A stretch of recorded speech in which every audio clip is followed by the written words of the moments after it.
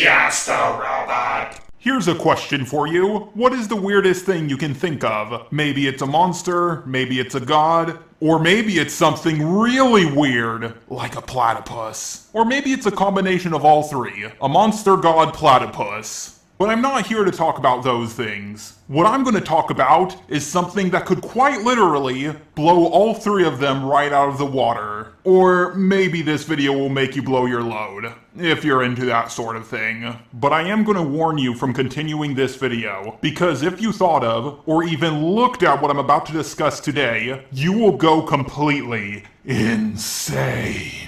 Now, I've seen a lot of power scaling videos, but I never seen a really good one done on the Cthulhu mythos. Now, don't get me wrong, there are plenty of YouTube videos discussing the Cthulhu lore, and I highly recommend you go check them out. Now, I know what some of you are thinking, but just a robot. How are you going to power scale them? You just said by looking at them you'll go insane. And you'd be right. So instead we're going to go off of their feats and statements of power. Now, I'm not just going to pull a no limits fallacy. I'm sure other deities, sidekicks, and even robots like me could look upon creatures like Cthulhu without going insane. Now let's take a look at the original works of H.P. Lovecraft, who looks like he's always holding something in his mouth. Look at this! Tell me he's not hiding something in his mouth right now! Now, I want to make this very clear. I'm only going to be covering the original works of H.P. Lovecraft. There is way more stuff that was added after his death. And technically Cthulhu is in the public domain, so if you want to write a story and make Cthulhu as powerful as you want, you can go right ahead and do that. And I know a lot of you are going to be disappointed by this, but I'm not going to be talking about Hastur in this video. Yes, he was mentioned in H.P. Lovecraft's original works, but it was really other writers who expanded his character. H.P. Lovecraft only briefly mentioned him. Hastur the Yellow King is kind of like one of those background characters in sitcoms who only show up in one episode. Also, while people call it the Cthulhu mythos, its original name is the Yog-Sothoth. I probably pronounced that wrong. And Cthulhu's name has many different pronunciations. I myself personally think it's pronounced Cthulhu, but I'm just going to be calling it the Cthulhu mythos because that's much easier to say. But before we can talk about the elder gods in the Cthulhu mythos, we have to talk about the lower beings, starting from the bottom and working our way to the top. Let's start off with the lesser servitor races and the lesser independent races. These include the dimensional shamblers, Migo, and the night gaunts. These are the weakest creatures in the Cthulhu mythos that we will be talking about, but like Small Might from My Hero Academia, they're far more powerful than normal mortals. Above them we have the greater independent races and the greater servitor races. These include the star spawn of Cthulhu, the great race of Yith. No, not Yith, you furries, Yith, with a TH at the end. And of course, the dark young of Shub-Niggurath. Yes, his name has the N-word in it. H.P. Lovecraft was a well-known racist and xenophobe. If you have played the South Park Fractured Butthole video game, you might recognize her as the boss that racist cops were feeding black people to underneath the police station. Continuing up the rankings, we have the Great Old Ones. This is where the more notable beings are. It's also where they actually have names given to them, and not just racial or general names. In this tier we have Cthulhu himself, Dagon, and Alacha Natcha. These beings are not only powerful, but beyond our comprehension, and if you look upon them, you'll go insane in only a few short days. Oh, and no, Cthulhu's insanity is not instantaneous. It takes several days to take effect. And believe it or not, the insanity doesn't come from some mind ability Cthulhu has. It instead comes from his physiology. You see, Cthulhu is made out of a plasma that is so bizarre and so incredibly foreign to us that it drives us insane. But ironically enough, Cthulhu is actually considered to be one of the lesser, that's right, lesser, Great Old Ones. Moving up to the highest order of beings in the Cthulhu mythos, we have the Outer Gods. This is where we begin to lose all sense of logic, because these beings are completely beyond the usual concepts to which we assign normal things in life. such as life, death, causality, physics, dimensions, and so on and so forth. At the bottom of our list, we have Hypnos, god of sleep, as well as a few other gods from other pantheons that make a small little cameo. However, these gods are absolutely nothing compared to what we have next on the list. The ultimate gods, a general name given to an infinite amount of gods, each of whom reside over their own dimension. Now, when I say dimension, I mean spatial dimension. Yes, each of these guys rule over their own spatial dimension, and there's an infinite amount of them. But don't go thinking they're infinite dimensional, and also don't think they're restricted to the dimension they rule over. They are all beyond the conceptual idea of dimensions themselves. Going above the infinite amount of dimensional gods, we have Nyarlathotep, also known as the Crawling Chaos and the God with 1,000 Faces. Nyarlathotep is honestly the most understandable of the outer gods, having very vague but understandable human desires, and even emotions that us humans and robots can sympathize with, such as frustration with being the messenger of the outer gods, and seeing an infinite amount of universes with an infinite amount of possibilities being played around with the ultimate gods, as nothing more than toys for him to play around with. Just another Friday night on the town. Moving up the ladder once more, we have Shub-Niggurath, and yes, their name also has the N-word in it. And they're the mate of Yog-Sothoth. Somehow. I honestly don't know how that would work. I guess the Eldritch Horrors are really into tentacles. Anywho, Shub-Niggurath is seen as the mother to all, except for Nyarlathotep, Azathoth, and Yog-Sothoth, and two other beings, but they're nameless mist of darkness, and they really don't matter. Moving even further up the list, we have, well, everything, who goes by the name Yog-Sothoth. He's the all-in-one, and the second most powerful being in the Lovecraft verse. If the god above Yog-Sothoth was never written, then Yog-Sothoth would not only be the most powerful being in the verse, but he would quite literally be omnipotent. Not nigh omnipotent, and not omnipotent in this universe, no. Yog-Sothoth is literally unstoppable, unbeatable, and an omnipresent paradox. Everything in the Lovecraft verse is only a small portion of its true self, which lives in and is part of Yog-Sothoth. If Yog-Sothoth ceased to be, so would all of creation. Every single concept, such as time, space, life, death, reality, and void, would all cease to be. You might be asking yourself, is there a being capable of undoing everything we are capable of perceiving? Yes. There is one being in the verse that could do just that. And he is Azathoth, the blind idiot god, the nuclear chaos, the most powerful being in the verse. Fun fact, Azathoth isn't actually his true name. His true name is both truly unspeakable and beyond our understanding. We as a species cannot even fathom his true name. Azathoth is the being that the ultimate gods play music to in the center of creation. Past the silver gates, to keep him sound asleep, isn't actually Azathoth. The true Azathoth is the being dreaming up all of this. For in the reality of the Lovecraft verse, it's nothing but a dream. And while he may be regarded as the blind idiot god, he is in fact omnipotent, omniscient, and omnipresent. You cannot hope to destroy or harm Azathoth, as the very concept of destruction and harm are simply just another part of his dream, because he's more real than you or I.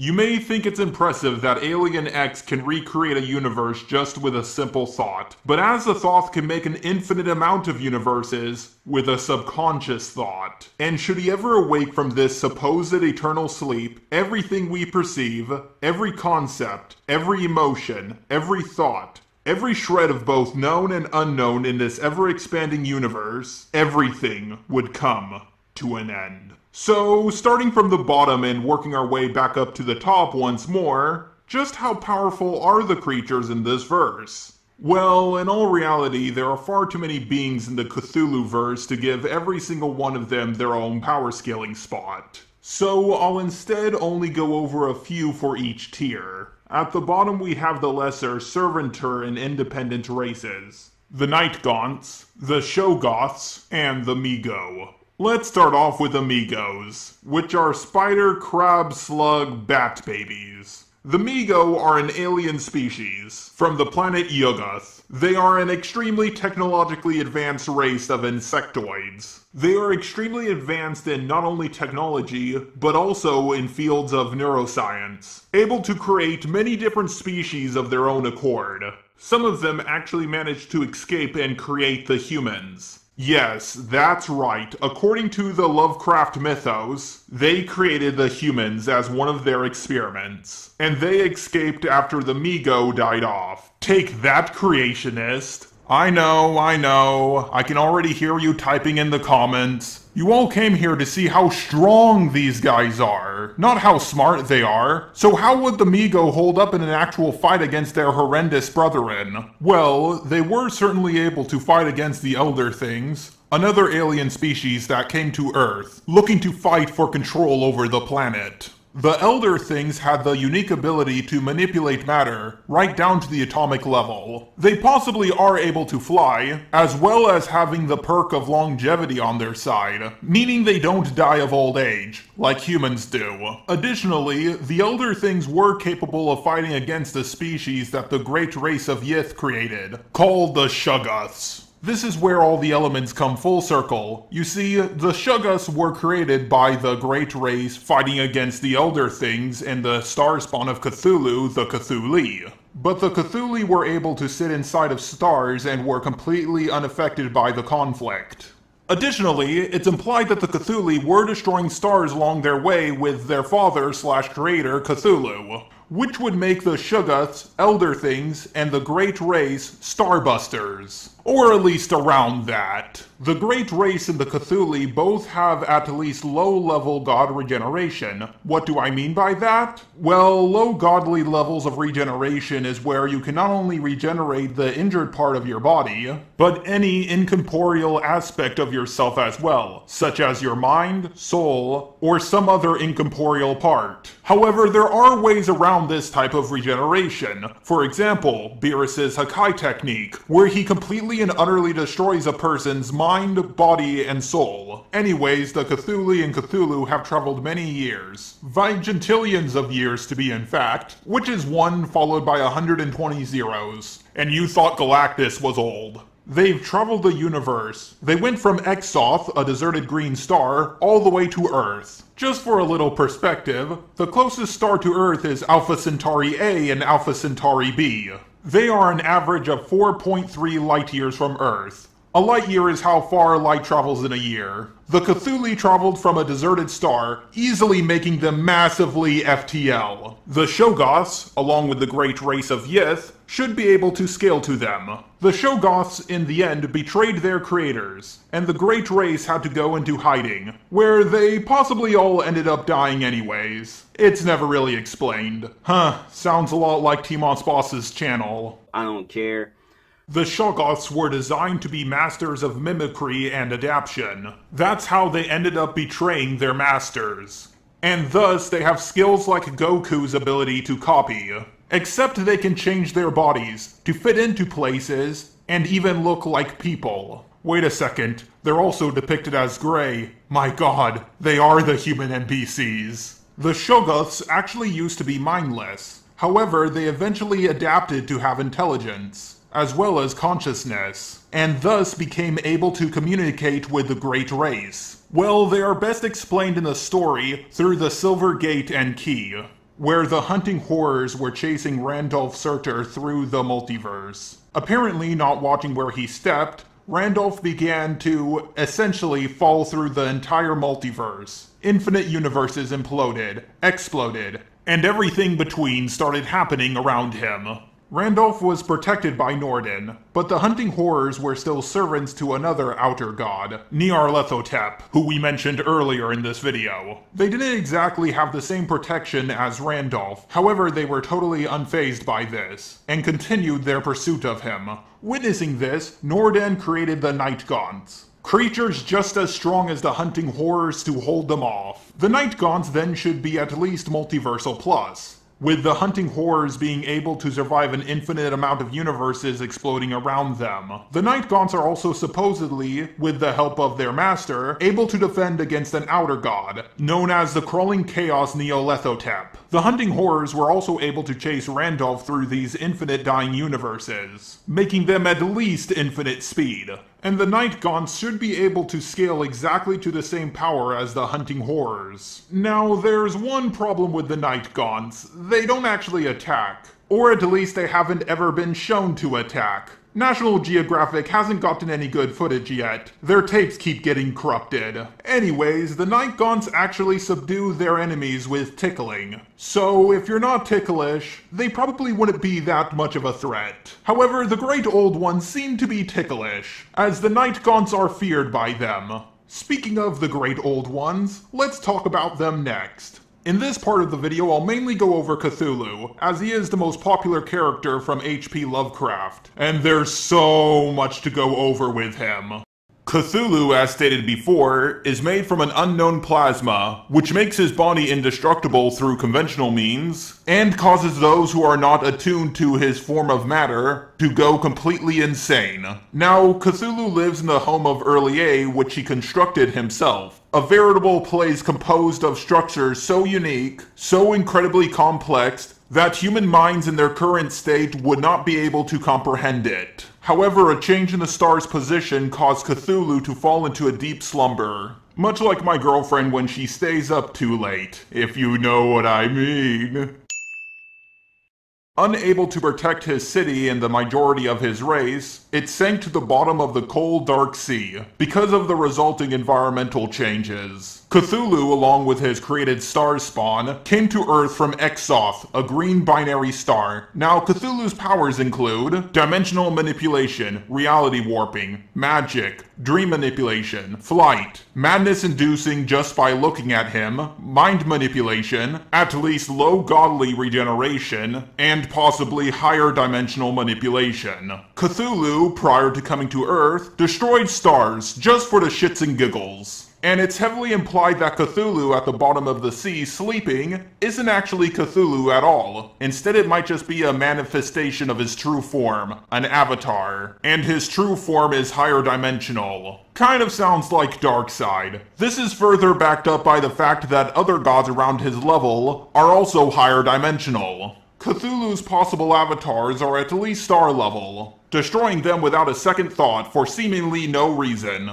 Perhaps he deems them as useless as an empty can of soda, and so proceeds to yeet them out of existence. His speed is at least massively FTL, coming from a distant solar system where green stars exist. He has dimensional powers, magic, mind manipulation, and much more. If he is higher dimensional, then he could be anywhere from multiversal plus to possibly outerversal. What is outerversal? Well, outerversal is when a being is beyond the concept of dimensions themselves. This is where we draw even closer to the very deep dark stuff. Now then, I'll need to be quick with the quickness to get this all done in one video. So here we go. The lightning round. Here we'll be diving into the head honchos, the big bosses themselves, the outer gods. Like I said before, the gods from other planets sit at the bottom of the outer gods tier list. Why do they sit at the bottom?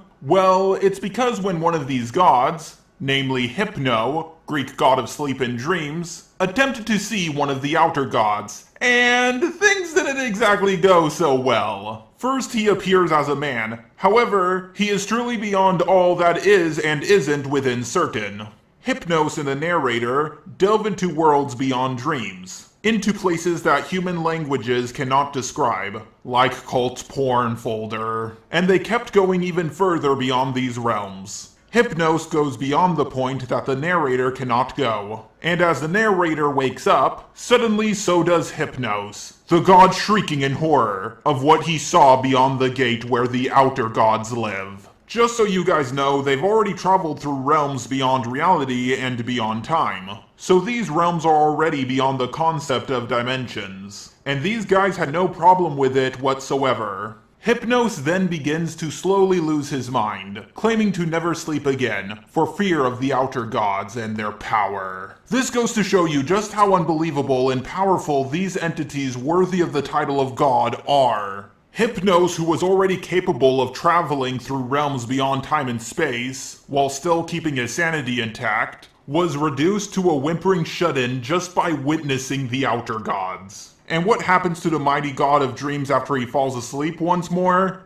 He dies! Yes, a decently high-level outerversal character is destroyed just by catching their gaze. So, Hypnos has dimensional tearing, reality warping, dream manipulation, and much more. Moving on to Nyarlathotep, he completely outclasses the outer gods in every way. They have learned that nothing they truly do changes, as change is nothing more than a concept, which at this level they are far beyond. Absolutely nothing at this level changes. You cannot kill an outer god of Nyarlathotep's level or higher, as they are simply beyond it. Once again, Nyarlathotep is beyond the notion of dimensions, putting him at outerversal. His speed is, well, irrelevant. At this level, logic is a concept that they already transcended, as well as math and science. Speed is only a factor with time and movement, which is just not a concept they adhere to.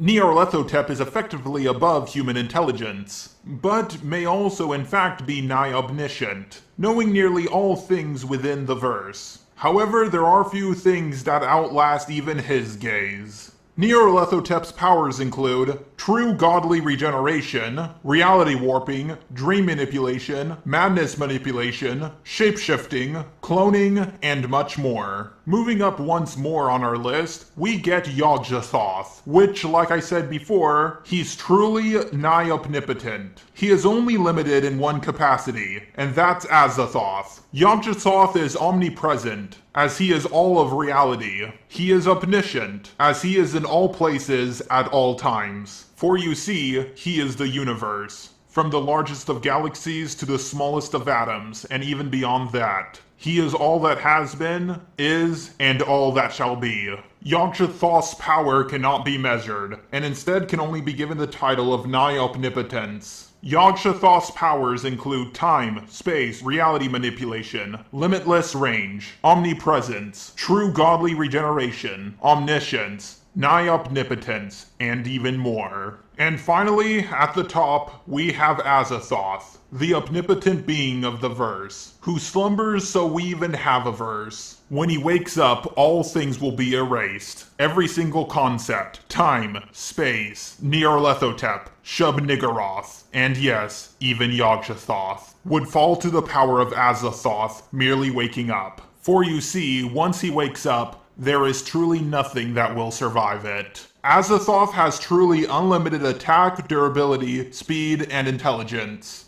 Okay, maybe not intelligence, he is known as the blind idiot god. There is no being stronger, faster, maybe smarter, or more durable in the Lovecraftian mythos, as he merely ties with true omnipotent beings, except for maybe a 12-year-old CSGO player calling you gay in team chat. Azathoth's powers include omnipotence, omniscience, and omnipotence, and that's all he'll ever need. I would like to thank Serpent and Shy for making this script for me, and I would also like to thank Joshua for editing this video together for me. I know I didn't show any evidence whatsoever in this video to back my claims up, but this is from a book series, not a comic book series or a movie series, so I really couldn't put anything up on screen. However, I do have evidence to back my claims up, but my evidence will be linked down below. Unfortunately, you will have to do a lot of reading. I would read it out myself, but this video already barely made it out on time for Halloween.